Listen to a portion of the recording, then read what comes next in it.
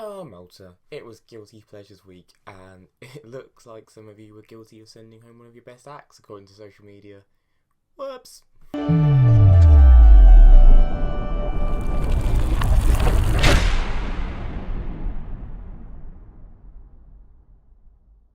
Hi everyone, I'm back again, as always, to talk about X Factor Malta, and this week, as I stated, it was Guilty Pleasures week on the show. 10 took to the stage, but only 8 survived, and let's just have a quick recap of what happened on the stage. I'll tell you what I want, what I really, really want. So tell me what you want, what you really, really want. I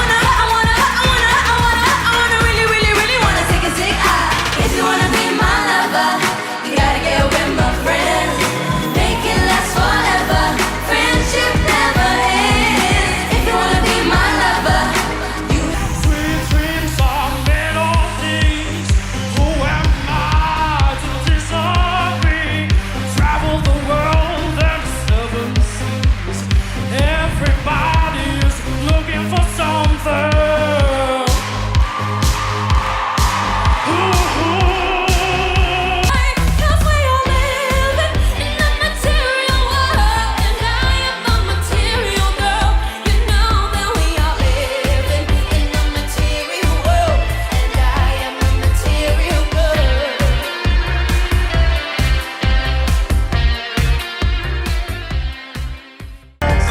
Sunshine, we shine together. Told you I'll be here forever. Said I'd always be your friend. Took an oath I would stick it out to the end. That is straining more than ever. Know that we'll still have each other if you stand under my umbrella. dance for me, dance for me, dance for me, oh, oh. I'll never see anybody do the things you do before. They say, move for me, move for me, move for me, yeah. And when you're done, I'll make you do it all again. They say, forever young, I want to be forever young. Do you really wanna live forever, forever and ever? Forever young, I wanna be forever young. This could be love because I've had the time of my life. No, I never felt this way before. The stars spread, it's the truth, and now I owe it all to you. Never gonna give you up, never gonna let you down, never gonna run around and desert you, never gonna make you cry, never gonna say goodbye, never gonna tell a lie and hurt you. We've known each other for so I will survive for as long as I know how to love. I know I'll stay alive. I got all my life to live. I got all my love to give, and I'll survive. I will survive.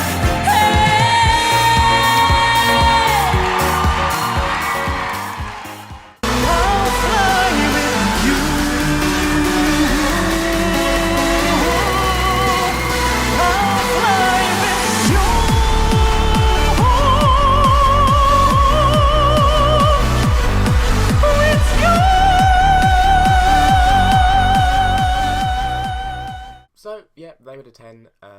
All in all, again, I thought it was a very good show. I thought a lot of acts raised their games. I thought the production was very strong as usual. The music was really good. The song choices were really good. So, yeah, let's just get straight into it. Faith opened the show with Wannabe Spice Girls. I know I said I wanted a ballad from them, but when I did find out it was Guilty Pleasures, yeah, they were always going to go for like another pop girl group, weren't they? It terrified me that this song came out in 1996. I think their youngest is born in like 2004, so that's terrifying. And having grown up with the Spice Girls my entire life and hearing them, and I'm pretty sure they disbanded by that point, it was a bit terrifying. As for their performance, I liked it. I wasn't blown away by it. I still think they're very solid. I think they're kind of set to make the final because they're not making any massive mistakes. I just feel like I don't know, I'm just yet to really fall in love with them. I think they're doing a good job. They're doing everything absolutely competently and fine, and I think they're setting themselves up for a great career once this show is over, which is half the point, really. But yeah, it was a good opener, but it was nothing amazing, I would say. Yeah, you know, they cosplayed as the Spice Girls, they sang the song well. There's not much more to really comment on that. Celine was up next, and I hands down think this is her best performance of the entire competition, and probably will be her best performance of the entire competition, because this was really, really, really, really, really solid and strong. One of my favourite songs of all time. I liked what they did with the whole dark staging and the really booming beat and the sort of like camera shakes and wobbles and everything. I found that was really clever. I think it was quite interesting that Alexandra said they pushed her out of her comfort zone for songs she's not used to, but it worked. It showcased the power in her voice in a way that was suitable, I want to say. I do think Celine has a lot of power, but there's not a lot of softness to her voice, and I think that's what people really struggle with. And I think with this song, it worked. It worked with, you know, Sweet Dreams Made of These. I really enjoyed it. I thought it worked really well, and I have listened to it several times since. She does, though, keep looping back into the chorus, though. She did it last week, and she did it this week as well. So I wonder if it's just the thing about memorising and retaining lyrics she has an issue with, which she's not comfortable with. I don't know, but she does seem to fall back into the main hook of the song, I've noticed. But, you know, she got through. Very happy for her. Alexandra's face was a picture.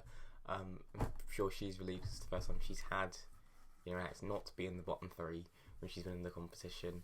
So I'm happy for them, and yeah, you know, it was needed, because obviously they played in her VT that she was quite down after the sing off last week and was quite emotional, which I fully understand. So I think getting this and knowing that she's got some support on her side was really helpful and was really quite lovely.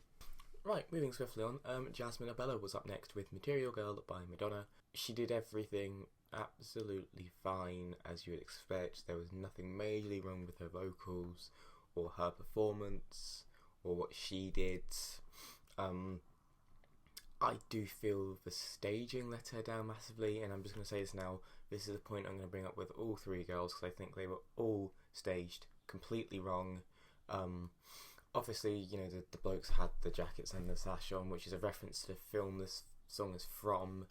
I got that, but when she is in a hot pink leotard and leggings, which again, can we not just put her in a nice hot pink suit instead? Because that would have looked amazing. I didn't like how her outfit was very similar to last week's as well. It doesn't always have to be so sexy, to be blunt. Well, there's different ways of doing it if you want to be sexy, basically. And also there was a lot of the colours and the lighting was that same sort of shade of pink as well. And there was a lot of wide shots, and Jasmine is quite little. So she got swallowed up, basically, and she got lost a lot on stage. But what she did vocally and in the performance, and I've listened to it just the order about watching it, she sounds fine. There's nothing wrong with her voice, and you know, because Jasmine's a great singer. I just think the staging massively let her down. Honestly, that's not her fault. That's a misstep from the production, and yeah, it's a shame, because Material Girl is a great song, and there's so much you can do with that song. It's just a shame. I did like the arrangement though. I liked the way that it started off slow and then built into it. Yeah, so Jasmine, for me, vocally, she did a top job. There was nothing wrong with it whatsoever. And yeah, Dave Jr. followed Jasmine, and just to be blunt, this was the weakest performance of the night for me. I felt his voice sounded really weak. It sounded really strained. It's weird because he has a lot of power in his own songs, like in Judge's Houses and last week. With this one, it just sounded like, if it's the notes he's singing, they were like this, they were like almost like pulled apart like this. Like there was like, it just sounded really strained and borderline whiny. And I don't know how I feel about Umbrella being done as like this soppy ballad, because the song, it's not a soppy ballad. It's a really powerful, sassy number. And, you know, just case in point, Tom Holland doing it on Lip Sync Battle years ago.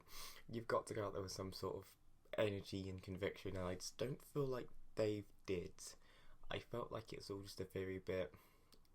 He didn't seem confident this week in what he was doing, and he kind of looked like he was resigned to going home almost. It was just a bit weird staging choice, song choice, arrangement choice, and for me it didn't work in the slightest, unfortunately. Justine Shawford, and going from Dave with what I thought was the weakest performance of the night in his weakest performance, I felt this was one of the best performances of the night and her best performance. This made Justine shine. She wasn't as harsh, she wasn't as intense, she was having fun. She's 16, which I didn't realise, and this was perfect. It's a 16-year-old having fun on stage with a song like Dance Monkey, which is a great song. Wouldn't call this a guilty pleasure because it's a massive pop song which is done very well commercially across the world, and it's geared for people her sort of age because it's that sort of like repetitive, sort of easy to follow beat. So I'm surprised she sees this as a guilty pleasure, or the show does. Maybe they just needed to find a way to get the song played, because I always thought this was the sort of song that would get played on X Factor. Again, staging. Why on God's earth was there an East Asia theme? This song has nothing to do with Asia. I don't know why there's a dragon stage. I don't know why the girls all dressed up in those outfits with their hair like geishas with the parasols. Like, it all just seemed a massive cultural misstep, for lack of a better word. And case in point, back in 2016, Sarah Alto did Sound of the Underground with an Asian theme, and she very nearly got sent home, and to the point where Simon Cowell called it out and said, "You were made to look stupid, and that won't happen again going forward." The song and the theme had nothing to do with each other, and I honestly thought that was going to hurt Justine. I honestly thought Justine could have been the bottom three, purely because people had gone, "What's this staging? It's cultural appropriation, blah blah blah." You know, the typical racial, cultural comments. And it had nothing to do with the song. And she wasn't dressed like it at all. She was just dressed in this very nice, colourful, almost like Battenberg cake sort of style outfit. But just stop with the stupid theming era, because, you know, I was more distracted by that. And the thing is that this was easily Justine's best performance, and this is my favourite performance of Justine this entire competition. It's a shame that staging ruined it. Bloodline now, and doing what they do, but a lot more toned down than last week. I liked it. It gave them a chance for their voices again to shine. Their voices are always going to be the centrepiece of this partnership. I don't think it had as much impact as last week, maybe because it's just a song choice and it was a lot more chilled out than intense. So I think I'm struggling to comment on this because, again, there was nothing wrong with it. I like Bloodline, I always have. Their voices again sounded great, but they're always going to sound great, so it's hard to say they envision having a massive clangor. I like the little swing they were on, that was quite cute. I like their outfits. Alexandra telling them to tone down their outfits, and that, I think it's a load of rubbish. That's their style, that is Bloodline. That's what they've done since they were put together, and it works for them. It makes them very, you know, distinct and easy to pick out in a lineup, which is important in a show like this. I do wonder though, if they do another song like Forever Young in that sort of tempo next week, are people gonna forget it? I mean, I'm kind of intrigued where they place in the televote this week, so I feel like this is one that either did really well and was like first or second, or was just above the bottom three, just because it's something you instantly remember and feel emotionally attached to, or you just kind of forget and gloss over. And that's nothing against the girls. It's just how these sort of things happen. Up next was Jasmine and James singing Dirty Dancing. I had the time of my life. It was pleasant, fine, competent. Again, nothing stood out. I like that there was ballroom dancers. I'm pretty sure I know that Maltese dance school as well, because they do it on competition in the UK where I help out at. So I'm pretty sure I know that school.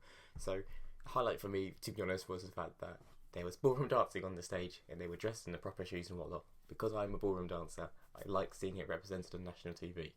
But yeah, this was absolutely fine. It was cute. It was fun. They had a lot of fun on stage.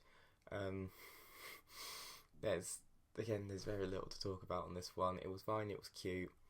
you know, it's Dirty Dancing, you know what you're going to get with it. You can't really mess with the arrangement of Dirty Dancing, music or vocally wise, because otherwise people will, you know, chastise you for it because it's such an iconic song.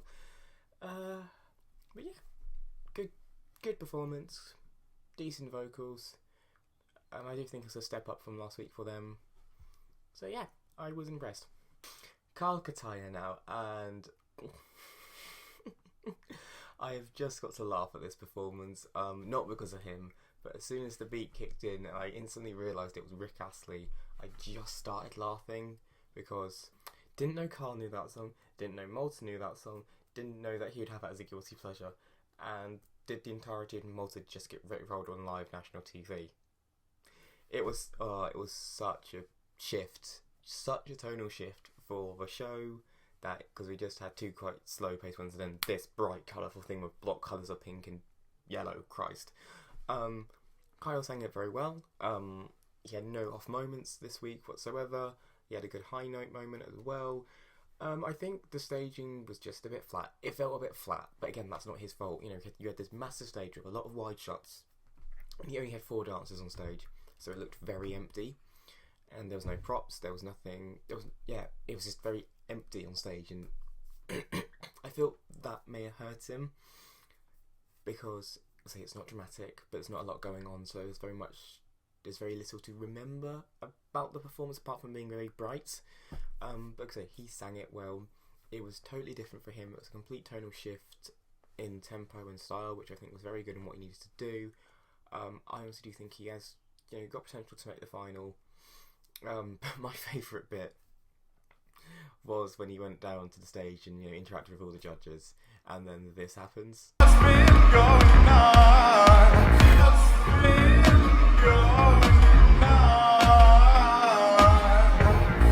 We've all been there. You've gone to like introduce yourself to someone, and one of you's gone to do a handshake, and one's gone to do that, and you just this sort of like weird thing happens, and obviously he'd been choreographed to do that to the male judges and that to the females, and then Howard's completely changed it on him. And it was just so funny. But as I said, Kyle did a very solid job as per usual. Yeah, like I said, I just wish there was more. I just wish there was more dancers just to give the stage a bit more life and energy for him, because he did a fantastic job. I just again fell up the stage and let him down. So following Carla was Destiny Chukwunyele, and vocally she's always going to be one of the best, and she was again on Sunday singing I Will Survive. Absolutely belted it out like it was nobody's business. It's not fair. But again, staging. Why was she backstage and walking onto a red carpet and chased by paparazzi? Because when I saw the clips on Instagram and whatnot, I instantly thought she was doing Paparazzi by Lady Gaga. I instantly thought it was because there was people taking photos of her on a red carpet. That's what paparazzi are. And it just seems so weird to have I Will Survive with that theming and that staging. And also, who's sodding dressed her? She was in this lovely gold dress, and they've gone, I know, let's stick some massive puffy sleeves on it. Because every 17-year-old wants giant billowy sleeves on the dress. Again, I just think Irolosco, massive misstep from her this week staging-wise. Honestly, it didn't harm Destiny, and it's never going to harm her because her voice is just so good, you can't deny it. But Jesus Christ, we need some sort of cohesion between the song, the outfit, and the staging, please. You know, nightmare.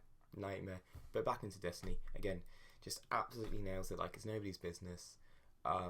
It's impressive and somewhat irritating that she is just that talented at that young age. And yeah, I'm pretty certain she's going to be in the final now. I'll be very, very surprised if she's not. And rounding it out was Carl Schembri with a song that I've never heard of before. I did have to go check it. Turns out it's had a massive international success with top 3 in like 10 countries, including Ireland. Didn't even chart in the UK, so that's probably why I've never heard of it. This for me got better as I went along, but again, there was a lot going on. So you had him start the keyboard, then he moved away, and then he sort of just sang, then he raps in front of the judges, then he goes back on the stage, and then he goes into operatic when the really drum and bass bass lines like really kicks in and goes into like this club song. And yeah, there was a lot happening. Because obviously the staging, it's like a lot of colours. There's a dancing astronaut on the LED. There was just a hell of a lot going on. I feel like if someone turned it on at that point, they would have probably thought they'd just fall into like a wormhole and then in Twilight Zone on an acid trip, because there was just a lot going on. Carl, as always, sounded great. His lower notes weren't as strong as his higher operatic notes. It was nice just to hear him sing without doing anything operatic, but he did at points sound a little flat or just not as confident, and that's what I mean about it getting better as I went along, because you could see him getting more comfortable in what he usually does. I always still want them in the show, and the judges, it just feel like are just maybe they just want him to go back to typical opera, maybe, because the last 2 weeks they've really come down hard on him, and I think it is starting to affect him just because you can see he gets quite emotional when he gets called through, because he probably feels like he is getting knocked out because of the feedback. His response to Ira and Alex was fantastic. Give me just, sassy Carl all day, because I think that's fantastic, and at least he will stand up for himself, which I think is brilliant. I'm just not sure how much longer he's going to be in it, because the public keep being told by the judges this isn't good. Are they going to start believing them? But also, he's a footballer, so he's got his teammates behind him and his teammates' family, and Malta's quite a small nation, and that can literally probably be the tipping point to get you through. So a lot going on. It was a good show closer, because anything that followed it would just fall into a wormhole of what just happened. So they were all 10, and we move straight into the results now, and this is where the absolute bombshell happened. And bottom of the leaderboard and going straight out with no sing-off was Jasmine, and that was a shock. It was a big surprise. I didn't see it coming. As I said from day one, I thought Jasmine was going to win. She was my pick to win because she seemed the most versatile act, and that's what I thought they would send for Eurovision, because Jasmine's tried it. They know she can sing live. This. So to see her go out so soon in a live show, to be honest, was a bit of a surprise. But it's a competition. Things like this happen. The fallout on social media from a lot of Maltese people seemed quite, for lack of a better word, nasty. There was one act who was involved in X Factor and also Eurovision Song Contest in the past, saying they just got rid of their only, basically saying Jasmine was the only decent act who could sing and dance, and it also sounded like she was the only one that could sing. I think comments like that are extremely derogatory to the remaining artists and shouldn't be said, and I get that you are upset and you're entitled to your opinion to be upset and not agree with the result, but you have to respect it, because it's not fair for the other 8 that are still left in the competition. They probably feel like they don't deserve their spot, or they're going to get unnecessary hate because they're still there over Jasmine, and it's not their fault. They've done the same job as her. They've gone up there and sang a song. It's up to the public, and being blunt, when situations like that happen, I do need to wonder how many of them actually voted for Jasmine, because her performance was probably that middle ground of, that was good, she'll be fine, I don't need to vote for her, she'll be safe. Competitions like this, that's never the case, and especially when it's a double elimination, things like this are going to happen. This is the thing, I don't know who I'd put in the bottom 3 over Jasmine. I'm not saying she deserves to be there, I'm not saying she deserves to go home. She shouldn't have been bottom, she should have at least been in the sing-off, I think. But I can't take her out and put someone else in that bottom 3 this week. They all raised their game at a very high standard show. And then in the sing-off we had Yasmin and James and Dave Jr. And Yasmin and James sang first. They sang quite well. Their voices worked well together as usual. As I said, it was good, it was fine, it was absolutely competent, there was nothing wrong with what they did, and it was decent, it was very decent of them. It took a while for them to get going actually. The song was playing for about 2 or 3 bars before they started singing, and I don't know if that song just has a long intro naturally, but it seemed very odd. And then Dave Jr. walked out and he just looked defeated. He looked like he lost, his body language was very in himself and walking quite slowly, and then he sang Your Song, and the opening bar of his voice then, for me, sealed his fate. It was off. I don't know if Dave's been ill this week. He may have been ill. I don't know, but this week his 2 performances were just not where they normally are for him vocally. It was just off. And your song, we've heard it 1,000 times, so if you're going to cover it, you have to basically just knock it for a home run from start to finish. And he didn't. To be brutally honest, he didn't. And I just think song choice this week in both categories was the tipping scale. So, go to the judges, and we get a deadlock. Obviously, Ray and Howard say their own acts. Alexandra sends home Yasmin and James, and Ira wants to send home Dave. And so we go to deadlock, we go back to the public vote, and Dave goes home. Again, I'm not surprised he came second bottom. I would have had him last. I thought he was the weakest performance. I don't think this week he managed to get the neutral voters like he has in the past. And it's sadly what sent him home. Again, I thought he was someone that was probably in the final. I'm not saying there's producer manipulation, but I feel like he's someone the producers would have liked in the final because he's young, he's attractive, plays the guitar, does his own music, these sorts of things. But no, it's not to be. Dave goes home. We're now left with 8, and it's now the quarterfinals. Yep, 8 left. 4 more have to go before we get to the final, and it's movie week next week. And I hate movie weeks on shows like this. We just get the same songs. So I'm expecting Titanic, My Heart Will Go On. I'm expecting Love Lift Us Up Where We Belong. Don't Want to Miss a Thing by Aerosmith. And probably Think from the Bridget Jones movie. Yeah, so there's 4. Let's see how many of them I get right. But as always, thank you for listening. I will be back next week, same time, same place. And yeah, until then, have a good one.